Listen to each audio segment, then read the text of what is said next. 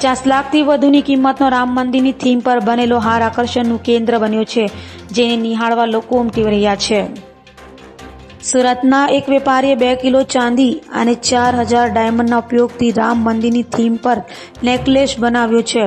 40 કારીગરોની 30 દિવસની મહેનતના અંતે તૈયાર થયેલા નેકલેસનું તેઓ વેચાણ કરીને અયોધ્યામાં અર્પણ કરવાની ઈચ્છા ધરાવે છે. 50 લાખથી વધુની કિંમતના રામ મંદિરની થીમ પર બનેલા હારમાં 50,000થી વધુ ડાયમંડ છે. આ હાર અને મૂર્તિ રામ મંદિરને ભેટ કરવાની પણ ઈચ્છા વ્યક્ત કરાઈ છે. મારું નામ જીતેન્દ્ર કાસોડિયા છે. હું રિસર્ચનો પાર્ટનર છું.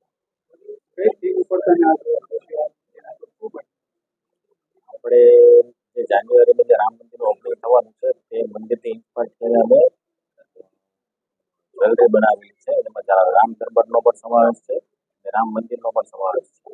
અમારી સોચ અમે બધા સ્ટાફ સાથે બધા મેમ્બર સાથે ડિસ્કસ કરી અને બધા સાથે રાય લીધી અને આ રીતે મંદિરનું અમે ઓનલાઈન પ્રિન્ટ જોઈ એના પરથી અમને જ્વેલરી બનાવવાનો એનો આઈડિયા આવ્યો. જે કામ છે એમાં 2 કિલોનો સોનું અને ચાંદી મિક્સ છે. એમાં 50 કેરેટ ડાયમંડ